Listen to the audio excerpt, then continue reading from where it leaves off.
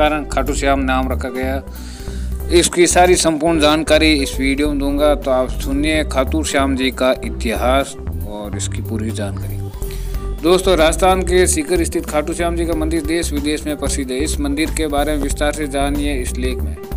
खाटू श्याम जी को भगवान कृष्ण का एक अवतार माना गया। खाटू श्याम बाबा का प्रसिद्ध मंदिर राजस्थान राज्य के सीकर जिले के खाटू ग्राम में स्थित है। इस मंदिर पर श्रद्धालु की अत्यधिक आस्था है। यहाँ प्रत्येक वर्ष होली के शुभ अवसर पर खाटू श्याम जी का मेला लगता है। इस मेले में देश विदेश कई भक्तजन बाबा खाटू श्याम जी के दर्शन के लिए आते हैं। खाटू श्याम जी के मंदिर की मान्यताओं के पीछे महाभारत काल की पौराणिक कथा है। दोस्तों, महाभारत काल में महाराज भीम के पौत्र एवं घटोत्कच के पुत्र बर्बरीक के रूप में खाटू श्याम बाबा ने अवतार लिया।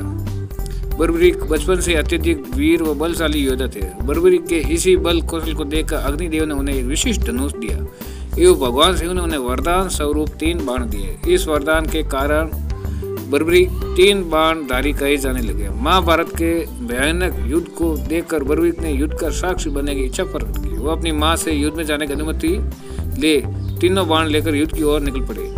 बर्बरीक युद्ध में जा रहे थे, तभी भगवान श्री कृष्ण ने उनकी परीक्षा लेने के लिए उनसे कहा कि केवल 3 तीर से कभी युद्ध जीत नहीं सकता। तब बर्बरीक ने तीनों तीर का महत्व बताते हुए कहा कि उनका पहला तीर निश्चित स्थान पर निशाना बनाएगा एवं दूसरा व तीसरा तीर उन स्थानों को सुरक्षित एवं तबाह कर सकते हैं।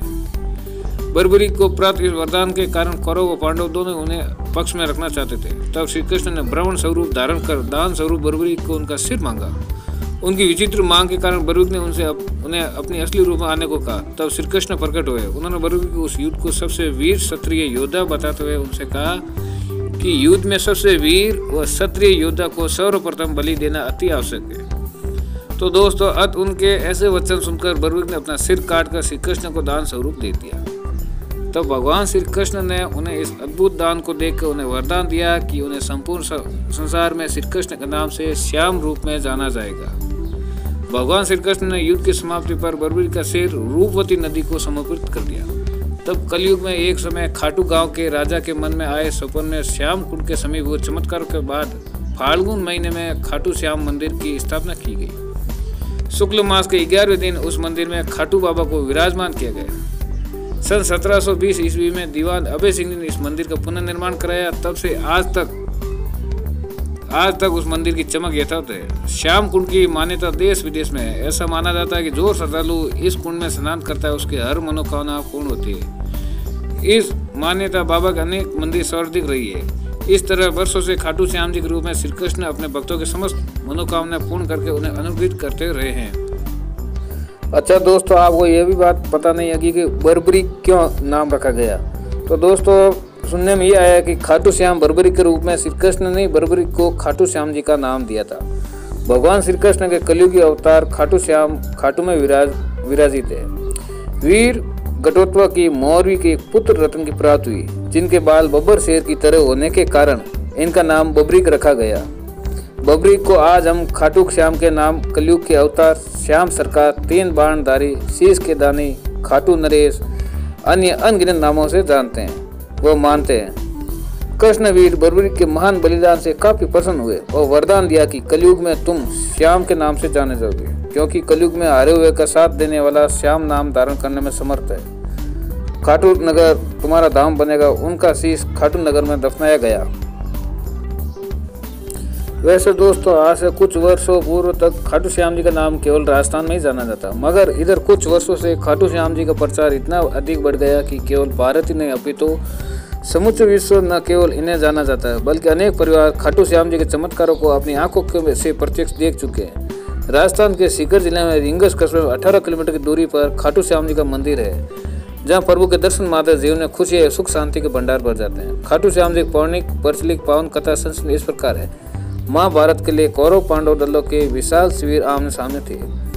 दोस्तों, शिविर में दूसरे दिन शुरू होने वाले युद्ध की हलचल मची थी। युद्ध नीति के अनुसार सूर्य अस्त पश्चात दोनों पक्षों के लोग आपस में मिलजुल सकते थे और धर्म युद्ध इन शिविरों में सैनिक आपस में मिलजुल कर रह रहे थे। शिविरों के बीच भूमि वीरों का आवागमन में भरी हुई थी। तभी सुसज्जित रथ पर एक तेजस्वी योद्धा आया और पीपल वृक्ष के नीचे उसने अपना रथ रोका और घोड़ों को खोलकर चलने के लिए छोड़ा।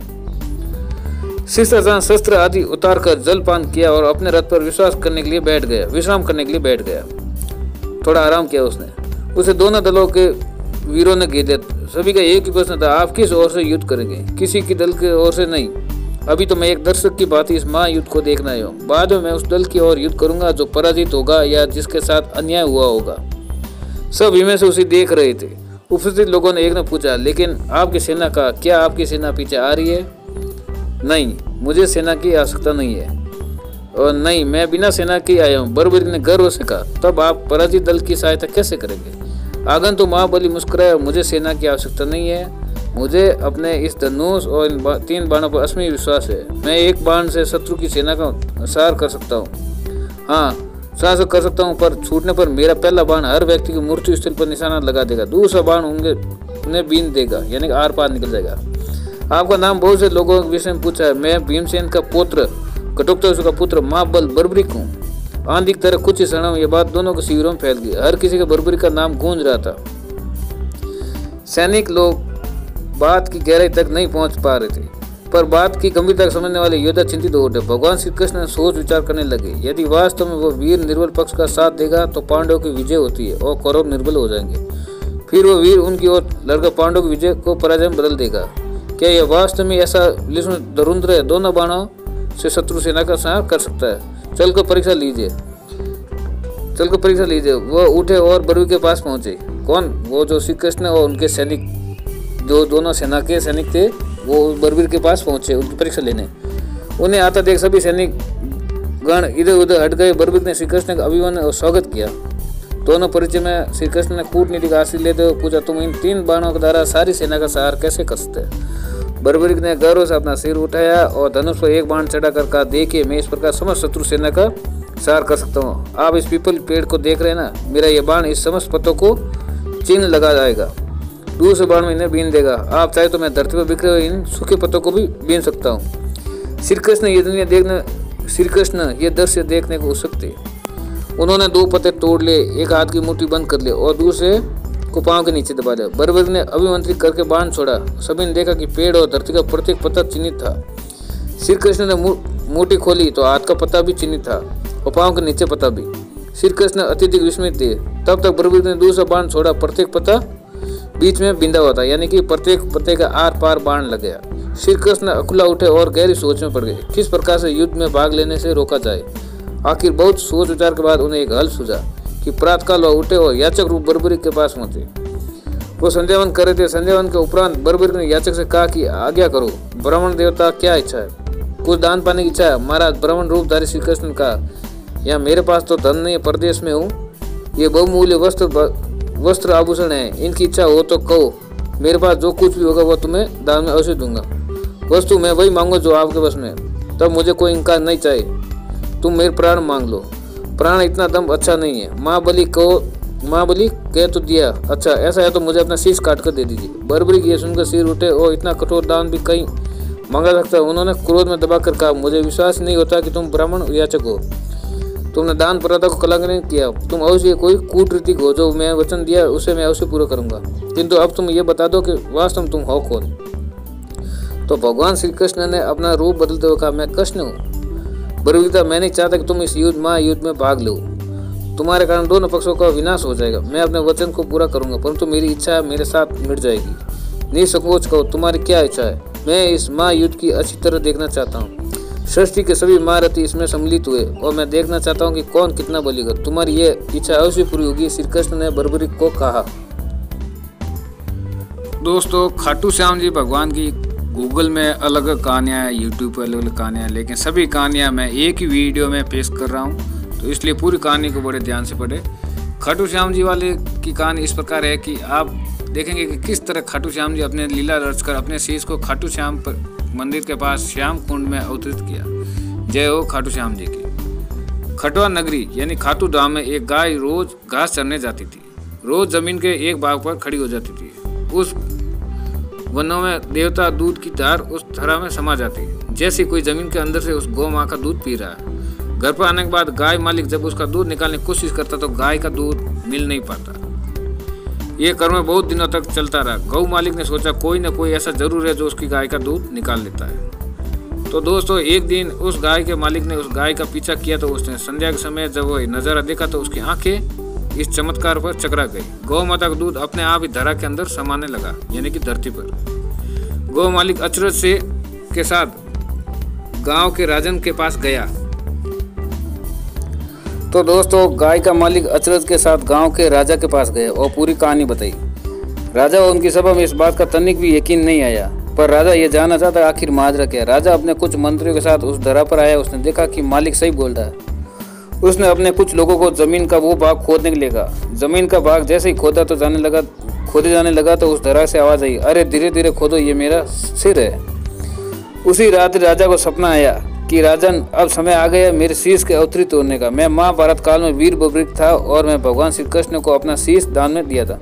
फलस्वरूप मुझे कलयुग में पूंजित जाने का वरदान मिला है। खुदाई में मेरा शीश उसी तरह से मिलेगा और तुम्हें मेरा खाटू श्याम मंदिर बनाना पड़ेगा। सुबह जब राजा उठा तो उसे सपने की बात ध्यान रखकर खुदाई पुनः शुरू करा दी और फिर जल्दी कलयुग में देव श्री खाटू श्याम शीश उस दरा को अवतरित हुआ। बोलो खाटू वाले श्याम की जय, शीश देव की जय, जय मोरीलाल श्याम की जय। दोस्तों खाटू श्याम के बारे में कई प्रकार अलग अलग कहानियाँ, हर लेख अलग अलग लिखा गया और कुछ लेख को उसी को घुमा फिरा कर एक दो पॉइंट जोड़ तोड़ कर पेश किया गया गूगल पे, और ये सब मैंने गूगल पर देखा है तो इस बारे में मैं आपको बता रहा हूँ। तो दोस्तों बाबा खाटू श्याम का संबंध महाभारत काल से माना जाता है। ये पांडुपुत्र भीम के पुत्र थे। ऐसी कथा है कि खाटू श्याम जी अपार शक्ति और क्षमता से प्रभावित होकर श्री कृष्ण ने उन्हें कलयुग में अपने नाम से पूजे जाने का वरदान दिया। दोस्तों खाटू श्याम की कथा एक, इसमें ये भी कथा लिखी गई कि खाटू श्याम जी कथा में ये अलग भाग है। लाश ग्रह की घटना में प्राण बचाकर वन वन भटकते पांडवों की मुलाकात हिडिंबा नाम की राक्षसी से हुआ। ये भीम को पति रूप में प्राप्त करना चाहती थी, यानी कि वो राक्षसी थी जो भीम को अपना पति प्राप्त करना चाहती, पति बनाना चाहती। माता कुंती के आगे से भीम और हिडिंबा का विवाह हुआ, यानी कुंती माता ने उनको वरदान दे दिया, जिससे घटोत्कच का जन्म हुआ। घटोत्कच का पुत्र हुआ जो बर्बिक, जो अपने पिता से भी शक्तिशाली और मायावी था। बर्बिक खतरनाक पुत्र था और भीम का पौत्र था। वो बर्बिक भीम का पौत्र था और घटोत्कच का पुत्र था, यानी कि बर्बिक सनोप घटोत्कच सनोप भीम, पुत्र नहीं पौत्र, तीसरी पीढ़ी। तो बर्बिक देवी का उपासक था। देवी के वरदान उसे दिव्य बाण प्राप्त हुए जो अपने लक्ष्य को भेद कर वापस लौट आते। इनकी वजह से बर्बिक अजय हो गया। महाभारत युद्ध के दौरान बर्बिक युद्ध देखने के इरादे से कुरुक्षेत्र आ रहा था। श्री कृष्ण जानते थे अगर बर्बिक युद्ध में शामिल हुआ तो परिणाम पांडवों के विरुद्ध होगा। बर्बिक को रोकने के लिए श्री कृष्ण गरीब ब्राह्मण बनकर बर्बिक के सामने गए। अनजान बनते हुए श्री कृष्ण ने बर्बिक से पूछा, तुम कौन हो, कुरुक्षेत्र में क्यों जा रहे हो? जवाब में बर्बिक ने बताया कि वह एक दानी योद्धा है जो अपने बाण से महाभारत युद्ध का निर्णय कर सकता है।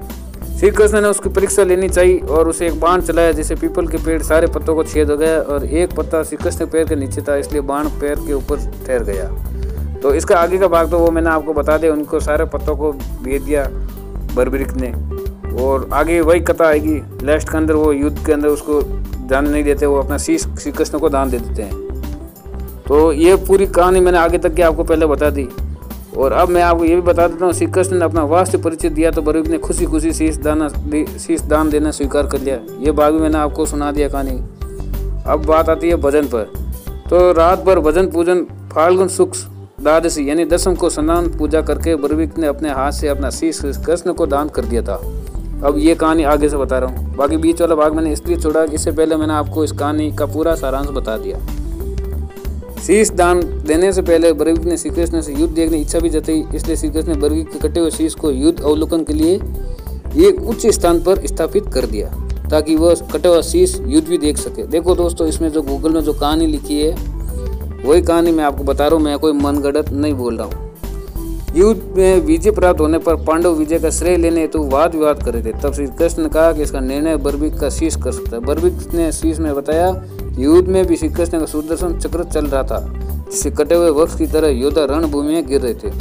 द्रौपदी माँ काली के रूप में रक्त पान कर रही थी।